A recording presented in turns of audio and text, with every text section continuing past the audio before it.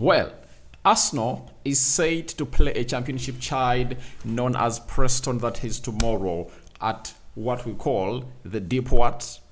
The Deep Dale Stadium, or Dale Stadium. That is where everything is really going to be happening in this Carabao Cup. It's the round of 16. When they win this game of football, I think they're really going to be playing into the quarterfinals. From the quarterfinals, obviously, you know, a semi-final, and from the semi-final, it's a final in Wembley. So this is where everything is at, and obviously be waiting to see how Arsenal is really going to be performing into the mix. Much like button, comment and share. If at all you're watching us for the very first time, endeavor to subscribe to this channel so as not to miss out on stories that we do upload in here on a daily. Today is the 29th of October, and we obviously come to obviously bring you this news of the match preview. Remember, we are powered by Mono Gadgets, dealers in brand new phones and brand new laptops, and if at all you need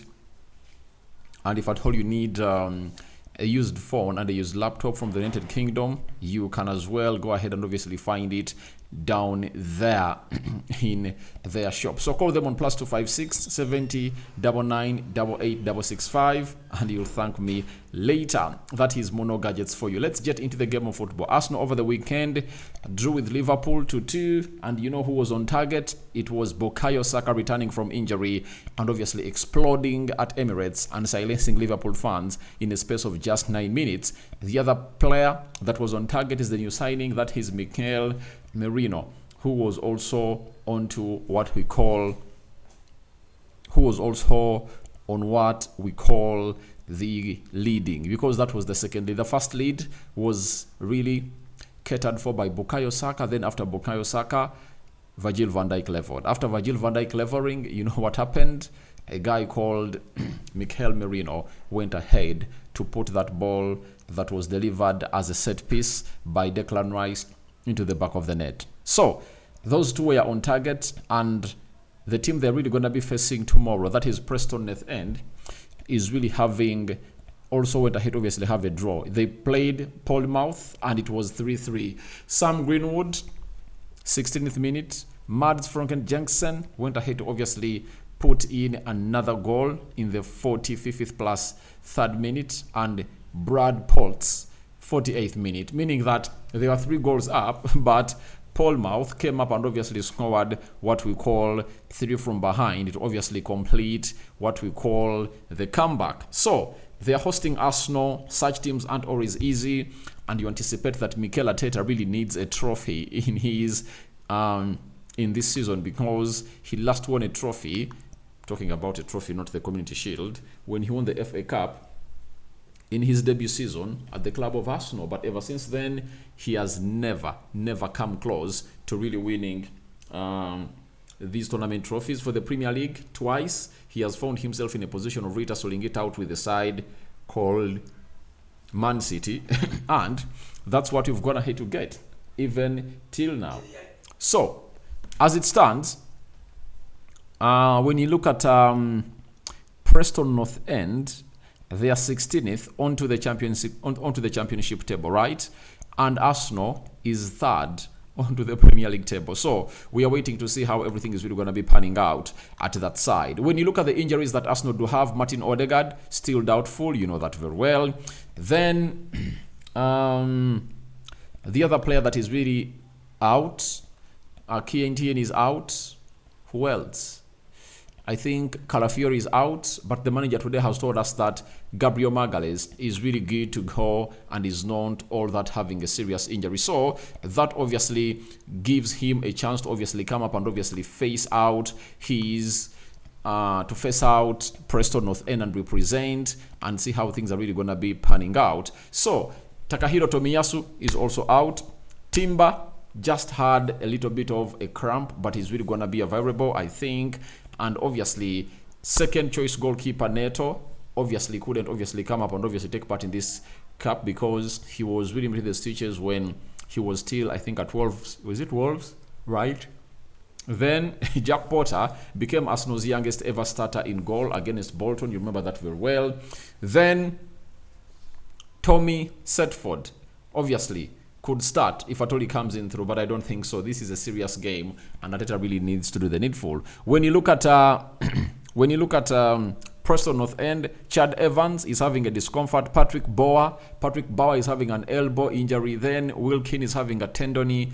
Robbie Bradley, he twisted his ankle in a draw at Portsmouth and is not expected to obviously be part of this beautiful game of football that is said to be played down at what we call the Deep Delhi. Now let's get into what we call the probable starting 11 for the side of Arsenal into the mix, with him sticking to this system of 4-3-3, and we are obviously waiting to see how everything is really going to be happening down at the Deep Delhi Stadium. Now, in goal, I don't think it's going to be Setford. Arteta takes this serious. He needs a trophy to obviously boost the winning spirits of his people, all his players at Arsenal, and these players have taken long without winning, and that will obviously cause them to be winning, like they are rusty when it comes to winning, the win rust. And if I told you a manager you wouldn't like that to happen, you would love to see to it that Arsenal really wins a trophy. And I tell you, if Arsenal wins a trophy of the Carabao Cup, because it's played in March, all first week of March, all last week of February, you understand, that will obviously elevate their levels of really yearning to win the league, provided they will be into the title race, of which I know by that time they will be still competing to win it. Right back, I think it's going to bring back Benjamin White to obviously play as a right back, because this is a game of no sense, because championship teams are really very tough. You remember when Sunderland knocked out Arsenal, you know? I think it was in the FA Cup when they are playing, you get? So it is really very important to note. Left back, I think this is where Zinchenko is really going to be coming into to play. He never played in the game of Liverpool because we all know how suspicious he is when it comes to obviously defending the game. Right-sided centre-back, obviously, it's all about William Saliba doing the needful to put in a very huge shift into that beautiful game of football. Then left-sided centre-back, that is Jakub Kivio. So that is the back five of Arsenal, and that's how I think Arsenal is really going to be looking on the day to see to it that all really goes on well as planned for the club of Arsenal. So that back five looks like very mature. It can really shield that back four and see how things really happen. But on the right back, there is Josh Nicholas, who really went ahead to play well against Bolton. You never know, the manager might obviously trust him to obviously bring him to put in a shift that is really well required into this encounter to obviously create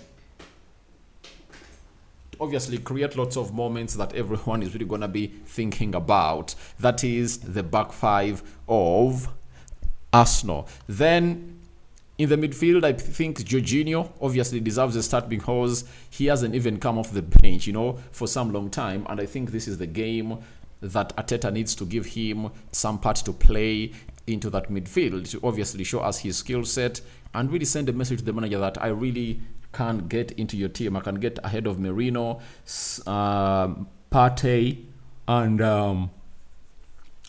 Partey, and this other guy.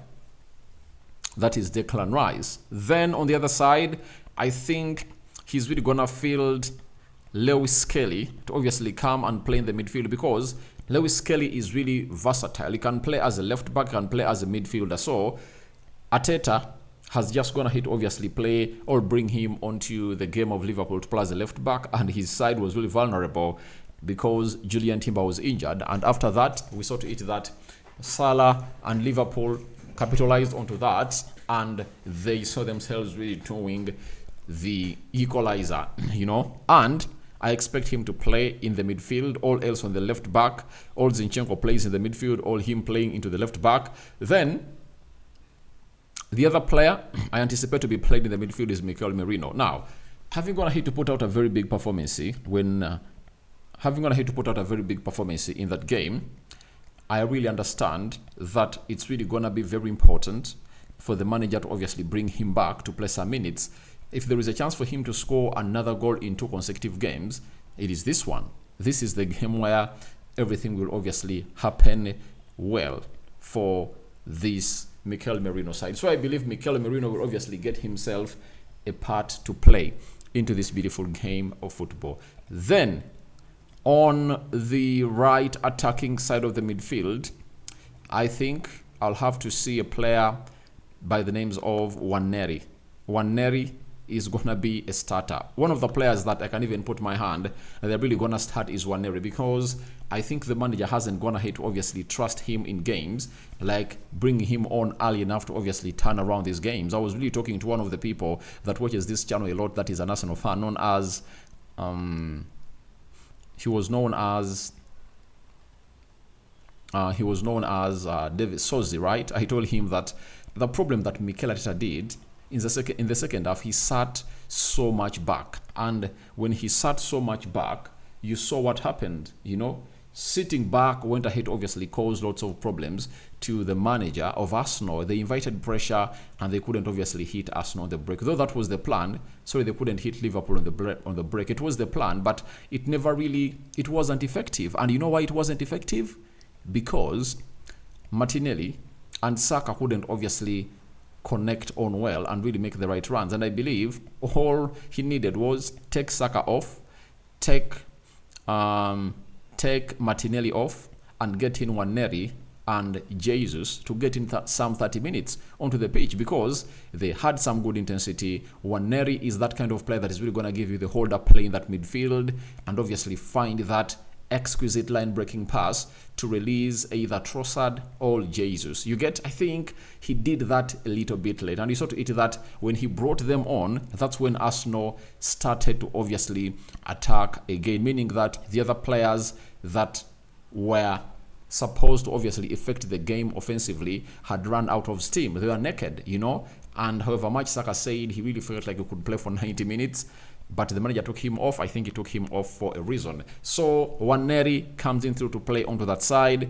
Left forward, I see Raheem Sterling being played as a left forward onto that game. He last played a minute for Arsenal when they're losing to Bournemouth, and the manager hasn't gone ahead, obviously, give him some other minutes. But I think it's a perfect game for him to start, and obviously to send a message to the manager that I can really do the needful. And for Raheem Sterling, if I'm him, every time I'm given a chance, I just have to come up and obviously put in a Rokani shift altogether. Leading the line is obviously the man, Gabriel Jesus, who came on and looked in fine form. And I know he'll start scoring goals, but his position was taken by Kai Havertz. So that's the probable starting 11 from me and my team here at the Rokani Media Football. But it's written nowhere that that's how it's going to stand. He might obviously go in for some other youngsters, like Josh Nicholas can have a chance to play into this game of football. He might even think of getting in Declan Rice in that midfield, because they're going to be playing at home, and almost the championship teams are equivalent to the bottom Premier League half teams. In as far as strength is really concerned, he might be like, this is not an easy game. Let's go with these other players that can obviously rescue me. But I believe he needs to rest players, as he's really going to be playing Newcastle away. You get? He's going to be playing Newcastle away. And that means if he comes up with his starting 11, he would have gone ahead to rest Julian Timber, Gabriel Magalhaes, Partey, Rice, Trossard, Saka, Martinelli, and Kai Havertz. 8 players, and I think if at all you really see to each of those players coming through to obviously do the needful, and play. Even if you bring on like 3 or 4 to play like 20 minutes, they would have gone ahead obviously rest a little bit, And for Saliba, he returns into this game of football after getting suspended. I don't believe that the manager really has the guts of not really playing William Saliba for a week. I think he'll bring him on to play some minutes and obviously see how he's really gonna feature into the game of Newcastle, because you don't cross the bridge before you reach it. So that is how everything is really happening, and that's my probable starting 11 for the side of Preston and Arsenal. For Preston North End, from the Sports Mall, they've told us that they'll obviously go with Woodman. Right back will be Hayden. Left back will be Story. Central defense, Hughes and Lindsley. Then the midfield 3, Poltz, Whiteman, Jensen, and the front 3 will have Ledson, Greenwood, and Reese. Because when you look at Preston North End, they always play with a system of 3-5-2, and I think they're really going to be deploying this. 3 central defenders, that is Hughes, Lindsley, and Story. Then Hayden is going to be played as a right back. Then Bradley is going to be played as a left wing back. Then McNann, Whiteman, Jason, 3-man midfield, and Jacobsen and Greenwood are really going to be leading the line for the side of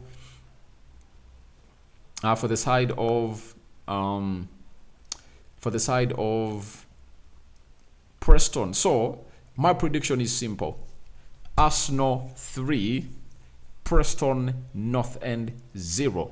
That is it. So thank you very much for watching through. Rokani David has been my name, and hope you guys are going to basically have fun. First video of the day, and more is yet to come in here. So guys, keep it this channel and don't go anywhere, because we are always here to bring you the best of the best and see to it that you guys get served. Continue to subscribe. We want to hit 30,000 subscribers on this channel, so please continue to obviously subscribe, and the rest is really gonna be history. So I'm out for now. Your reactions in the comment section are really gonna be welcome, and I'll be here looking at them and replying to them if need be. On X, it's Rokani Media Football. Search for us, you'll find us there, and we are almost everywhere on the field of play. Bye bye, see you later.